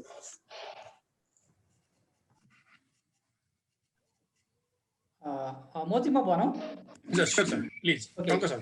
Thank you Mamataji. होइन यो एकदमै सान्दर्भिक प्रश्न हो, भ्यालिड क्वेसन हो। यसमा दुईटा पाटो रहेछ। एउटा पाटो भनेको डिजिटल लिटरेसी दुवै तर्फबाट इक्वली इम्पोर्टेन्ट छ। एउटा कुनै पनि व्यक्तिले आफ्नो घरमा भएको सामान र पैसाको सुरक्षा गर्न प्रहरी छ भन्दैमा ढोका खुल्लै राखेर हिँड्दैन, आफूले पनि ढोका बन्द गर्न पर्यो। तसर्थ आफ्नो तर्फबाट म कति सेक्युरली अपरेट गर्छु भन्ने कुरा चाहिँ इन्डिभिजुअल अथवा व्यक्तिगत क्षमता, सिप र ज्ञानमा निर्भर पर्छ। अर्को कुरा चाहिँ सिस्टममा हुने विकनेसको कारणले हुन सक्ने क्षतिको सन्दर्भमा चाहिँ फाइनेन्सियल इन्स्टिट्युसनहरूले चाहिँ ध्यान दिनु पर्यो।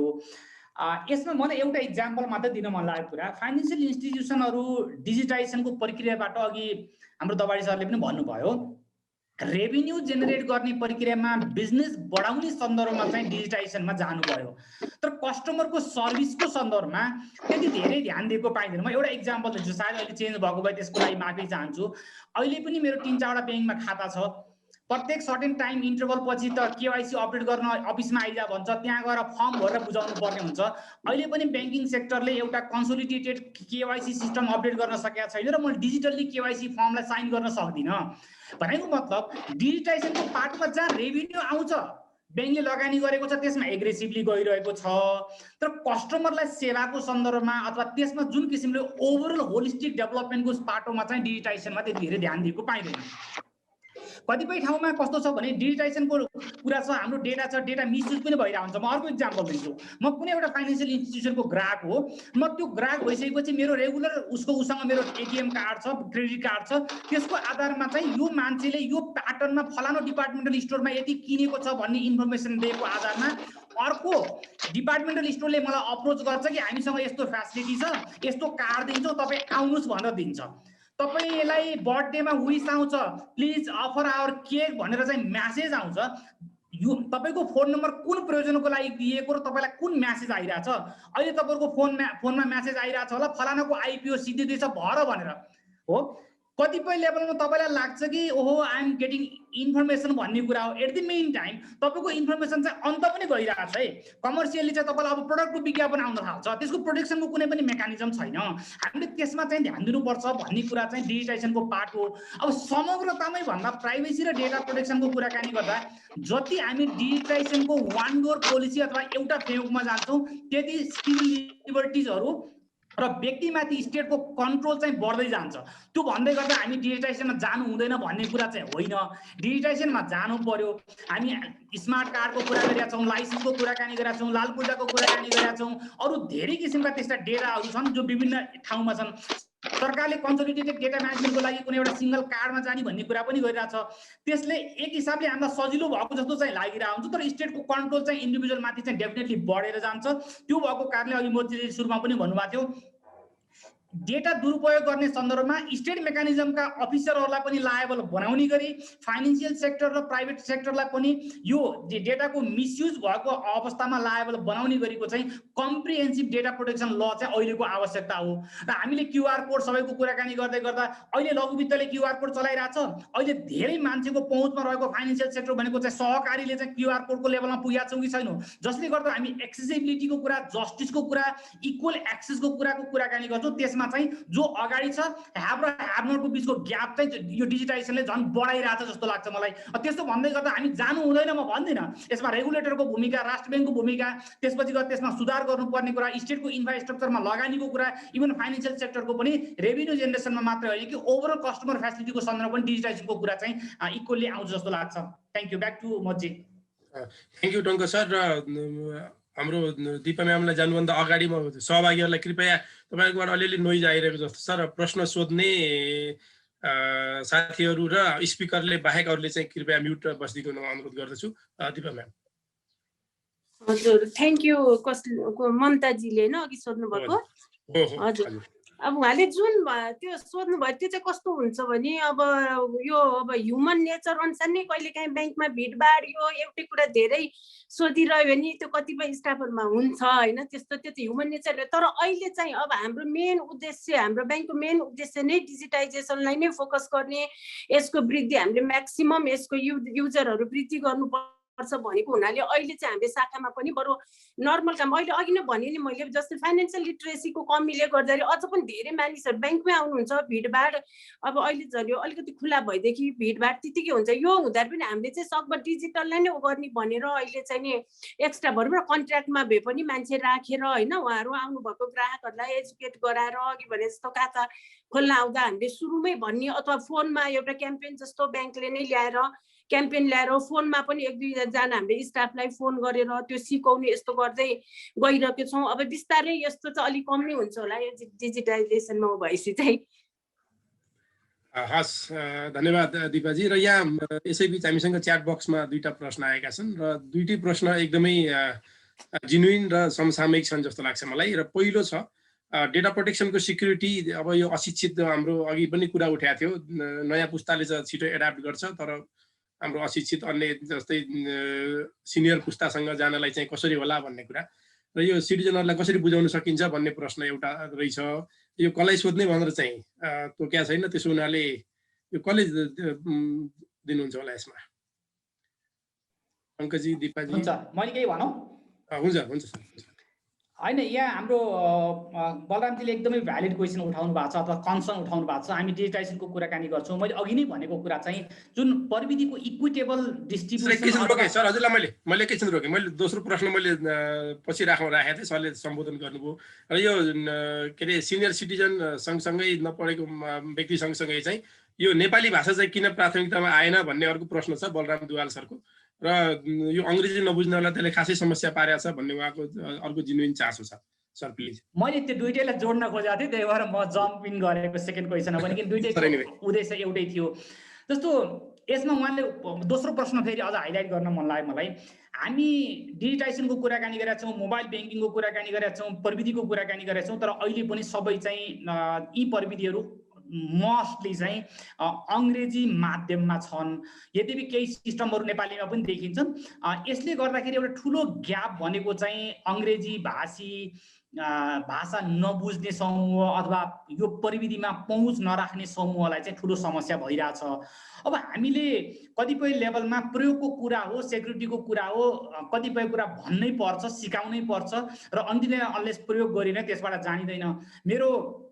मेरो हजुरआमा एबिसिडी क ख नजान्ने मान्छे पनि अहिले भाइबर र स्काइपमा नाति नातिनासँग बाहिर बसेकासँग आफै डायल गरेर कुराकानी गर्न सक्नुहुन्छ। यो ग्रेजुअल प्रयोगको कुरा हो, सिकाउने कुरा हो, सिक्ने कुरा हो। यो चाहिँ महत्त्वपूर्ण पाटो छ। अब प्रविधि जेनेरेट गर्ने सन्दर्भमा, प्रविधि बनाउने सन्दर्भमा चाहिँ मैले अघि नै भनिदिएँ, यो फाइनेन्सियल इन्स्टिट्युसनहरूले जहाँ रेभिन्यू जेनेरेट हुन्छ त्यहाँ चाहिँ इमिडिएट प्रविधि बन्छ, तर सेवा सन्दर्भमा चाहिँ लगानी कम छ। तसर्थ यो यस्तो किसिमको एप्सहरू प्रविधिहरू बनाउँदा चाहिँ ल्याङ्ग्वेज पनि अलिकति नेपाली भाषाको अथवा धेरै मासलाई सम्बोधन गर्ने किसिमको भइदियो भने चाहिँ सहज हुन्छ भन्ने कुरा हो। यसमा अब अलिकति by nature, by education background, by अब अरू सबै किसिमले गर्दाखेरि चाहिँ युवा पुस्ताहरू चाहिँ प्रविधिसँग बढी नजिक छन्, उनीहरू प्रयोग गर्न सक्छन्। तर त्यसो भन्दै गर्दा चाहिँ they are not equally protected. उनीहरू प्रविधिसँग जानकार छन् तर यसको सेक्युरिटी र यसको प्रविधिको प्रयोगको बारेमा चाहिँ त्यति धेरै जानकार भएका चाहिँ मैले पाएको छैन। धेरै ठाउँमा चाहिँ प्रविधि मिसयुज भएर अथवा चाहिँ प्रविधिको ल्याब्सको कारणले, प्रयोगका गल्तीको कारणले गर्दाखेरि चाहिँ उहाँहरू चाहिँ त्यो फाइनेन्सियल लसमा पुगेको अथवा डेटा चोरी भएको अथवा मिसयुज भएको लेभलमा युवाहरू पनि हुनुहुन्छ। तर प्रविधि प्रतिको चेतना, ल्याङ्ग्वेज प्रतिको चेतना हुँदाहुँदै पनि यो फाइनेन्सियल ट्रान्जेक्सन प्रतिको चेतना अथवा त्यसमा मेन्टेन गर्नुपर्ने आधारभूत मूल्य मान्यतालाई चाहिँ प्रयोग नगरेको कारणले गर्दा उहाँहरू पनि भिक्टिम हुनुभएको छ। तसर्थ यो लिटरेसी, ल्याङ्ग्वेजको कुरा, प्रविधि प्रतिको जानकारीको कुरा, प्रयोगको कुरामा चाहिँ महत्त्वपूर्ण भूमिका छ। कतिपय लेभलमा हामीले जसले प्रविधि प्रयोग गर्न सक्नुहुन्न, कतिपय लेभलमा चाहिँ हाम्रा लिमिटेसन छन्, तर यसलाई ग्रेजुअली चाहिँ अपडेट गराउँदै जाने सन्दर्भमा चाहिँ हाम्रो लगानी, हाम्रो परिवारका सदस्यको भूमिका, फाइनेन्सियल इन्स्टिट्युसनको भूमिका, ब्याङ्कहरूको भूमिका पनि चाहिन्छ। मोदीले सोध्नु भएको थियो जस्तो लाग्छ। हामी मोबाइल ब्याङ्किङको सन्दर्भमा हामीसँग ट्युटोरियल कतिको छ? हाम्रो मोबाइल ब्याङ्किङमा युट्युबमा 5 मिनटको भिडियो छ, के गर्ने के नगर्ने कसरी गर्नुपर्छ भनेर जानकारी छ हो, मैले बुझेसम्म छैन। अथवा त्यस्तो किसिमको लगानी पनि ब्याङ्कहरू फाइनेन्सियल इन्स्टिट्युसनहरूले गर्नु पर्यो, अथवा गर्दैनन् भने चाहिँ आज रेगुलेटर चाहिँ एनआरबीले चाहिँ निर्देशन जारी गर्नु पर्यो, डिरेक्टिभहरू जारी गर्नु पर्यो। त्यो चाहिँ कलेक्टिभली गर्नुपर्ने कुरा छ कतिपय अवस्थामा चाहिँ सेक्टरल इन्टरभेन्सन र योजना र कार्यान्वयनको कुरा पनि आउँछ जस्तो लाग्छ मलाई चाहिँ। Thank you. धन्यवाद, धेरै धन्यवाद टङ्क सर। र यो खास गरी यो ट्युटोरियल र एनआरबीको निर्देशनवाला पाटो चाहिँ इन्ट्रेस्टिङ लाग्यो मलाई। र अब यसबारेमा मैले दिपा म्यामको पनि धारणा बुझ्न चाहेँ अलिकति। यो के नेपाली भाषामा जान सम्भव छ तपाईँको सबै एपहरूदेखि लिएर सेवाहरू फर्महरूको जति पनि कुराहरू छ? दिपाजी?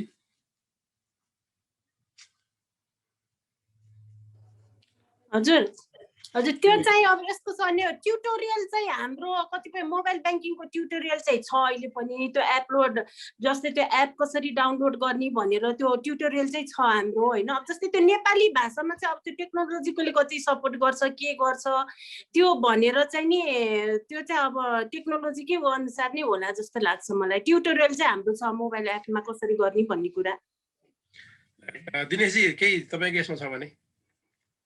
मैले चाहिँ यो डिजिटाइजेसनको केसमा नेपाली भाषाको प्रयोगलाई चाहिँ प्राथमिकतामा किन राखिएन भन्ने कुरा चाहिँ म बोल्न चाहेँ। यसमा चाहिँ यो गर्न नसकिने भन्ने कुरा चाहिँ छँदै छैन होइन। भाषा भन्ने कुरा ठुलो कुरा होइन, टेक्नोलोजीमा चाहिँ यति एडभान्स भइसक्यो कि तपाईँले चाहेको भाषामा सजिलैसित तपाईँले एप्लिकेसनहरूलाई ढाल्न सक्नुहुन्छ। त्यसमा कुनै समस्याको कुरै छैन। खालि कुरा के भयो त भन्दाखेरि how much we are getting access to the service के। जस्तै तपाईँले नेपाली भाषा नेपाली बुझ्ने होइन अथवा चाहिँ पढ्नै नजान्ने मान्छेहरूको सम्मको लागि पनि तपाईँले चाहिँ कुनै आइकन्सहरू राखेर अथवा चाहिँ एप्लिकेसनमा चाहिँ तपाईँले चाहिँ त्यस्तो खालको सजिलो चाहिँ इन्टरफेस बनाइदिएर त्यो गरेर गर्ने त्यो लेभलकोमा पुग्नलाई तपाईँको इन्फ्रास्ट्रक्चर डेभलप हुनु पऱ्यो क्या पहिला। तपाईँ सरकारले एउटा इन्फ्रास्ट्रक्चर डेभलप गरेको छैन भने फाइनेन्सियल इन्स्टिट्युसनले मात्रै गरेर पनि काम छैन क्या। जस्तै तपाईँले फाइनेन्सियल इन्स्टिट्युसनले चाहिँ गएर चाहिँ तपाईँले इन्टरनेट प्रोभाइड त गरिदिने होइन होला होइन। तपाईँ फाइनेन्सियल इन्स्टिट्युसनले गएर चाहिँ त्यो चाहिने इन्फ्रास्ट्रक्चरहरू तयार गरिदिने होइन होला। अब भनेपछि यी कुराहरू होइन पोलिसिजका कुराहरू, यी कुराहरू सबै माथि गभर्मेन्ट लेभलबाट देख्छु कि म हुन त गभर्मेन्टलाई भनिरहे जस्तो कोसिरहे जस्तो बुझिन्छ, तर खासमा गर्ने भने चाहिँ गभर्मेन्टले हो क्या, पोलिसी लेभलले हो कि। जबसम्म त्यहाँ गरिन्न हरेक कुरा गरेर ठोकिन्छ त्यही नै क्या। त्यही भएर जति सक्दो चाँडै त्यो लेभलबाट चाहिँ कुराहरू आउनु पर्यो, फेसिलिटेसन हुनु पर्यो। त्यो फेसिलिटेट भइसकेपछि त technological part it's not that difficult, it's not that impossible, it's all impossible. Technologically यो त ठुलो कुरा होइन। तपाईँले देखिरहनु भएको छ नि, तपाईँ हेर्नु न कति ल्याङ्ग्वेजेसहरूमा तपाईँको कस्ता कस्ता एप्लिकेसनहरू वर्ल्डमा तपाईँले हेरिरहनु भएको छ। उनीहरूको चाहिँ कतिको कस्टमाइज हुन्छ होइन। एउटै एप्लिकेसनमा तपाईँको मल्टी ल्याङ्ग्वेजहरूको त्यत्रो अप्सन हुन्छ होइन। भनेपछि त्यो ठुलो कुरा नै होइन क्या। तपाईँको सुनेर बोलेर भरे तपाईँले एउटा छुँदाखेरि तपाईँको चाहिँ उसले के भने त तपाईँको बैङ्कमा खातामा कति पैसा जम्मा गर्नुहोस् भन्ने कुरा आवाज आउनु, त्यो ठुलो कुरै होइन। यहाँ त्यति सजिलो पनि टेक्नोलोजी भइसकेको छ क्या। तपाईँको आवाजको अनुसार तपाईँ क्लिक गरेर काम गर्न सक्नुहुन्छ। अन्धाहरूको लागि पनि नभनौँ चाहिँ नेत्रहीनहरूको लागि पनि चाहिँ त्यस्तो एप्लिकेसनहरू बनिसकेको छ जुन चाहिँ तपाईँले चाहिँ सुनेको भरमा तपाईँले चाहिँ एप्लिकेसनहरू प्रयोग गर्न सक्नुहुन्छ। भनेपछि टेक्नोलोजी आफैमा ठुलो कुरा होइन, टेक्नोलोजीको इम्प्लिमेन्टेसन यहाँ समस्या पनि होइन। यहाँ चाहिँ कुरा भनेको कतिको एक्सेस छ हामीलाई, कतिको सजिलो तरिकाले चाहिँ हामीले चाहिँ एप्लिकेसनहरू युज गर्न सकिरहेछौँ। हाम्रो चाहिँ राइट चाहिँ त्यो छ कि हामीले राइट भनेर भन्छौँ, राइट टु एक्सेस चाहिँ छ। ल यहाँ राखिरहेको छु तिमी युज गर भनेर भन्छ, तर त्यसको युज गर्ने टुल नै छैन, हामीसित ब्रिज नै छैन क्या। अनि क्रस कसरी गर्ने, त्यहाँसम्म कसरी लिङ्क गर्ने, त्यो मात्रै हो प्रब्लम। नत्र भएदेखि यो चाहिँ नेपाली भाषाको कुरा जुन यहाँ साथीहरूले सोध्नुभयो होइन। अनि अर्को कुरा चाहिँ डेटा प्रोटेक्सन सेक्युरिटीको कुरा, त्यो पनि त्यहीँ गएर ठोकिन्छ। अघि चाहिँ जुन हाम्रो टङ्क सरले कुरा गर्नुभयो होइन, पोलिसी बन्नु पऱ्यो नि त सेक्युरिटीको लागि होइन। जबसम्म चाहिँ एउटा चाहिँ पोलिसी स्ट्रङ पोलिसी बन्दैन तबसम्म चाहिँ हामी सेफै हुँदैनौँ। तपाईँले भनेर के गर्नुहुन्छ, एजुकेट गराएर के गर्नुहुन्छ, सिटिजनलाई एजुकेट गराएर ल यसरी सेक्युरिटी यस्तो हुन्छ तपाईँको भनेर भनिदिनु के गर्नुहुन्छ। पोलिसी लेभलमा सेक्युरिटीलाई त्यति ध्यानै दिएको छैन भने के काम लागेर भने त्योभन्दा बरु सिटिजनलाई तपाईँले भन्नै पर्दैन कि तपाईँले एप्लिकेसन तयार पारिदिनुहोस्, तर चाहिँ पोलिसी लेभलमा एउटा स्ट्रिक्ट पोलिसी यसरी राख्नुहोस् डेटा सेक्युरिटीको, त्यो आफै मेन्टेन भएर जान्छ क्या। भने तपाईँले एकलाई बुझाउँदै जानु पर्दैन। किन भन्दाखेरि तपाईँले कहिले डेटा सेक्युरिटीको कुरा चाहिँ तपाईँले सोचेर तपाईँले कति एप्लिकेसनहरूमा क्लिक गर्नुभएको छ, ओके आई डु एग्री भनेर गर्नुभएको छ, कहिले पनि गर्नुभएको छ। तपाईँले त्यो कुरा पढ्दै पढ्नुहुन्न, त्यो डिस्क्लेमरहरू तपाईँले पढ्दै पढ्नुहुन्न होइन। भनेपछि तपाईँले बाहिरको कुराहरू चाहिँ तपाईँले यति सजिलोसित तपाईँले गरिरहनु भएको छ। हाम्रो केसमा त हामीलाई त एक्सेसै छैन क्या। अहिले हामीले चाहिँ यो जुन इम्प्याक्ट पारेको छ कोभिड-19ले, यो कुरा चाहिँ ह्युमन राइटको पर्सपेक्टिभबाट हामीले कुरा गर्न खोजिरहेछौँ होइन। मैले हल्का टेक्नोलोजीको पार्टलाई पनि जोडेँ, किनभने टेक्नोलोजी नभइकन हामीले जुन राइट ह्युमनले चाहिँ तपाईँको चाहिँ फाइनेन्सियल सेक्टरमा अथवा अरू कुनै इ कमर्स साइट अथवा एनिथिङ होइन, इ गभर्नेन्सको हरेक चाहिँ पार्टहरूमा चाहिँ एक्सेस गर्नको लागि टेक्नोलोजी त चाहिन्छ। त्यही भएर टेक्नोलोजी पार्टबाट मैले कुरा गरेर होइन भने टेक्नोलोजी ठुलो कुरा होइन, टेक्नोलोजीमा समस्या आउँदैन। खालि कुरा यो कुरा चाहिँ त्यो लेभलबाट जानु पर्यो। समय रोके सरी, हामी अब समयको अन्तिममा आइपुगेका छौँ र हामीसँग अब हामीले 2टा मात्रै प्रश्न लिन्छौँ। एउटा चाहिँ च्याट बक्समा आइसकेको छ, कसैले सोध्न चाहनुहुन्छ भने प्लिज सहभागी मध्ये कसैले सोध्नै पर्ने केही छ भने छोटोमा राखिदिनु होला, नभए हामी यो च्याट बक्सको एउटा प्रश्नमा प्रवेश गर्दैछौँ। कसैको केही छ? हस्, धन्यवाद। र यहाँ ज्यास्मिन साकेजीले एउटा प्रश्न सोध्नु भएको छ। यसमा चाहिँ व्यक्तिगत रूपमा एज अ कन्ज्युमर भनौँ, एज एउटा रूपमा चाहिँ फाइनेन्सियल डिजिटाइजेसनमा जाँदाखेरि हाम्रो डेटा अथवा हाम्रो सिक्युरिटी चाहिँ ब्रिच नहोस् भन्नको लागि चाहिँ एउटा व्यक्तिले के गर्न सक्छ भन्ने कुरा आयो। यो चाहिँ भनौँ मैले हजुर स्योर कतिपय कुरा जस्तो उदाहरणको लागि तपाईँले कुनै पनि टर्म्स अफ रेफरेन्सहरू सबै पढ्दै गएर लास्टमा एग्री गर्नु न भने त्यो एप्लिकेसन युज गर्न तपाईँले पाउनुहुन्न। त्यो चाहिँ एउटा रिचुअल जस्तै हुन्छ कि एग्री गर्ने कि नगर्ने, आइदर यस अर नो, त्यहाँ कुनै पनि गुन्जाइस हुँदैन। तसर्थ 2टा पार्ट हो। एउटा पाटो भनेको चाहिँ स्टेट अथवा रेगुलेटरले चाहिँ ती बनाउने प्रविधिगत हिसाबका कुरा र टर्म्स अफ रेफरेन्सका कुराहरूमा चाहिँ इन्डिभिजुअल मैत्री हुनु पर्यो। व्यक्तिको डेटा प्रोटेक्सनसँग कम्प्याटिबल हुने किसिमका पोलिसीहरू बनाउनको लागि चाहिँ निर्देशन गर्नु पर्यो, एउटा पाटो। दोस्रो पाटो हाम्रो लेभलमा हाम्रो प्रयोगको सन्दर्भमा नि महत्त्वपूर्ण पाटो छ। कतिपय लेभलमा मैले देखाएको छु, एटिएममा बाहिर लाइन बसेको छु, हेर्नुहोस् न मेरो त खुल्दै खुलेन, यहाँ पिन पनि यसरी हालिसके, पैसै आउन हेर्नुहोस् भनेर मलाई सोधिरहेको हुन्छ। भनेको मतलब हामीले के गर्न हुन्छ र के गर्न हुँदैनको लिस्ट बनाउनु पर्यो। पहिलो कुरा ट्रान्जेक्सनको हिसाबले हेर्दाखेरि चाहिँ हाम्रो पासवर्डलाई सुरक्षित राख्नुपर्ने कुरा हुन्छ। दोस्रो भनेको चाहिँ हाम्रो ब्याङ्क डिटेलहरू छ नि, हामीलाई मतलबै हुन्न। मैले सिग्नेचर रप्पे खाली कागजमा गरिरहेको हुन्छु, मेरो ब्याङ्क डिटेल अनावश्यक रूपमा सेयर गरिरहेको हुन्छु। कतिपय लेभलमा ब्याङ्क डिटेलको आधारमा चाहिँ सर्टेन किसिमले चाहिँ पैसा चोरी भएका अवस्थाहरू पनि आइरहेका हुन्छन्। तसर्थ आफ्नो डेटा अननेसेसरी युज नगर्ने पहिलो कुरा हो। दोस्रो कुरा चाहिँ त्यो डेटाभित्र चाहिँ आफ्नो ब्याङ्क डिटेल, खाताको मेबी एमाउन्ट, सिग्नेचर, फिङ्गरप्रिन्ट, मैले त मेरो कति सजिलो पनि हुन्छ, पासवर्ड चाहिँ आफ्नै डेट अफ बर्थ राखेको छु, बिर्सिन भनिरहेका हुन्छौँ हामीले हो। कतिपय लेभलमा जुन किसिमले हामीले प्रयोग गर्छौँ त्यस्ता कुरालाई सुरक्षित राख्न पर्ने कुरालाई सुरक्षित राखौँ, त्यो चाहिँ महत्त्वपूर्ण पाटो हो। दोस्रो पाटो हाम्रो हातबाट फुस्किसकेपछि दोस्रो लेभलमा चाहिँ फाइनेन्सियल इन्स्टिट्युसनहरूमा को भर पर्छ। उहाँले त्यो डेटालाई कतिको सेक्योर सिस्टममा राख्नु भएको छ, चोरी नहुने व्यवस्था कसरी गर्नुभएको छ, मिसयुज नहुने व्यवस्था कसरी गर्नुभएको छ। विगतमा हामीले हेऱ्यौँ मरेका मान्छेहरूका नामका खाताका पैसाहरू त्यो किसिमको जानकारी पाएको आधारमा मान्छे मर्यो भन्ने आधारमा त्यो खाताबाट पैसाहरू निकालेर चाहिँ दुरुपयोग गरियो। धेरै केसहरू हामीले हेरेका छन्। ब्याङ्कमा मान्छे विदेश छ भनेदेखि उसको खाताबाट पैसा निकालेका घटनाहरू पनि छन्। हामीले कतिको सेक्योर ट्रान्जेक्सन गर्छौँ भन्ने कुरा पनि महत्त्वपूर्ण पाटो हो। कतिपय ठाउँमा पैसा कार्डबाट पैसा पे गर्दाखेरि पिन नम्बर भन्छ, हालिदिनु न यति भन्छौँ हामीले, अथवा हामीले हालिदिनु मन लाग्छ, उहाँका अगाडि मजाले 5 7 2 6 भनेर हालिरहेका हुन्छौँ।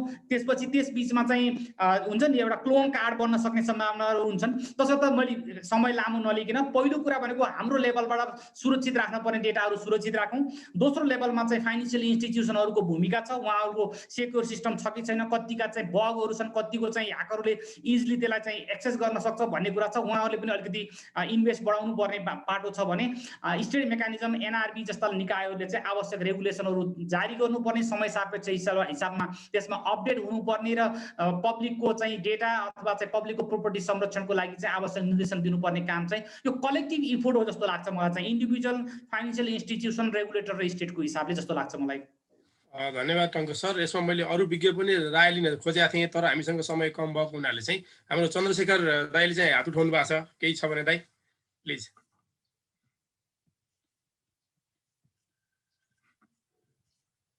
टाइम लम्बे जस्तो छ, मैले सोध्न त खोजेको थिएँ। मिल्छ नि होइन? मिल्छ मिल्छ। यो डाटा सेक्युरिटी भनिन्छ होइन, यो भनौँ न सुप्रिम कन्ट्रीहरूले चाहिँ हामी जस्ता साना कन्ट्रीहरूलाई कतिको उ गरेको हुन्छ, सपोर्ट गरेको हुन्छ कि अथवा उनीहरूको पछुवा बनाएको हुन्छ कि? टङ्कजीलाई मेरो यो। अनि जस्तै अनि दिपा म्यामलाई चाहिँ मैले सोध्नुपर्ने चाहिँ के थियो भने, जस्तै अहिले धेरै कुराहरू त आइसक्यो कि उसमा पनि ब्याङ्किङ, तपाईँहरू चाहिँ कतिको सेफ हुनुहुन्छ इन्टरनेसनल ह्याकरहरूबाट अहिलेसम्म देख्दाखेरि? जस्तै बङ्गलादेशमा 2014-16 प्रब्लम आएको थियो उत्तर कोरियनहरूबाट होइन, हो यस्तो खाले केही समस्याहरू छ कि छैनन्? त्यो पाटोमा अलिक बहस भएन जस्तो लागेर मैले यसो सोधेको। धन्यवाद दाइ।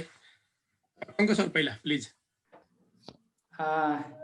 ओके, चन्द्रशेखरजीले चाहिँ यो प्रविधिको किसिमले गर्दा कतिपय कुरामा डिपेन्डेन्सी छ। हामीले युज गर्ने जुन सफ्टवेयरहरू कहाँबाट बनेका छन्, कहाँबाट बिक्री भएका छन्, तिनीहरूको सोर्स कोड कहाँ छ, तिनीहरूको कन्ट्रोल कहाँ छ भन्ने कुराले पनि प्रभाव पार्छ।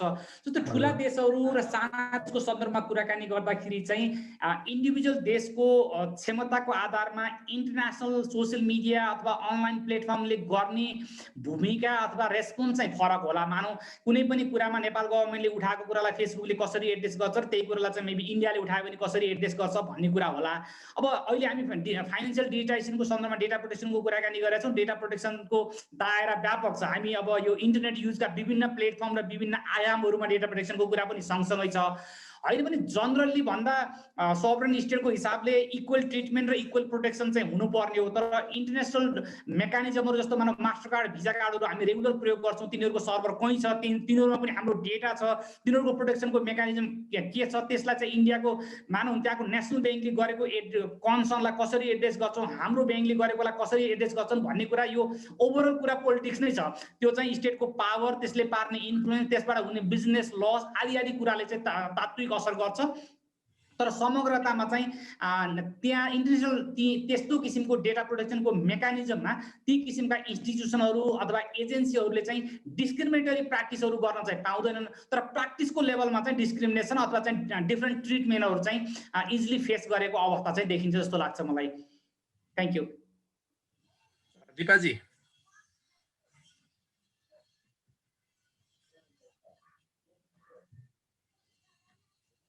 उहाँको नेटले काम गरेन। हजुर हजुर हजुर मैले क्वेसन सुन्नु भएको थियो अघि, के अरे सिक्युरिटीको लेभल कसरी मेन्टेन गर्नु भएको? त्यो ह्याकरहरूले चाहिँ गर्न सक्ने कतिको चान्स छ भन्नुभएको थियो होइन?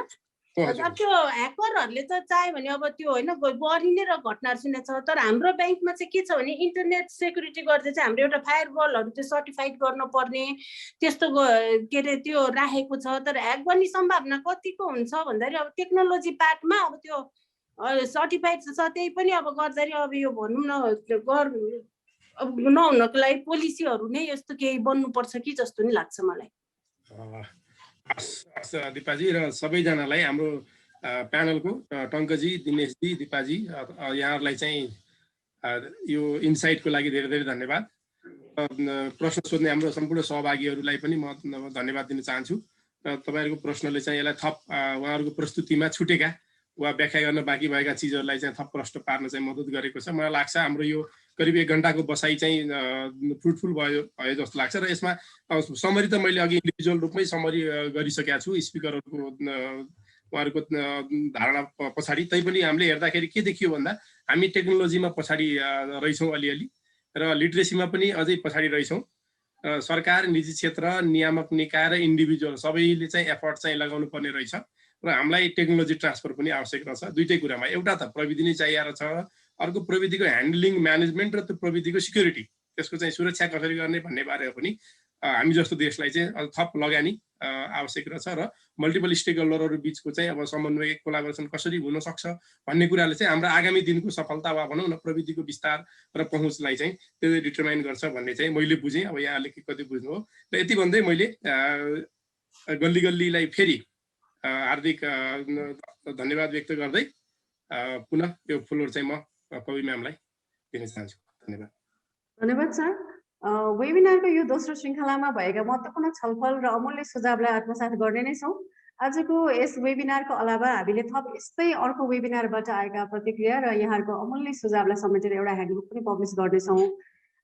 अब हाम्रो तोकिएको समयभन्दा हामी 7 मिनट अगाडि बढिसकेका छौँ। आफ्नो व्यस्त समयका बावजुद यस वेबिनारमा सहभागी भई आफ्नो अमूल्य समय खर्चिएर बोलिदिनु हुने प्यानलिस्ट, मोडरेटर र अन्य सक्रिय सहभागिता जनाउनुहुने सबैमा धन्यवाद। त्यसै गरी सञ्चार माध्यमबाट पाल्नुभएका सहभागीहरू र सुरुदेखि अन्त्यसम्म निकै चासोका साथ सुनिदिनु हुने र आफ्नो विचार राखिदिनु हुने सम्पूर्ण सहभागीहरूमा विशेष धन्यवाद भन्दै म पनि यो कार्यक्रमबाट बिदा माग्छु। नमस्कार।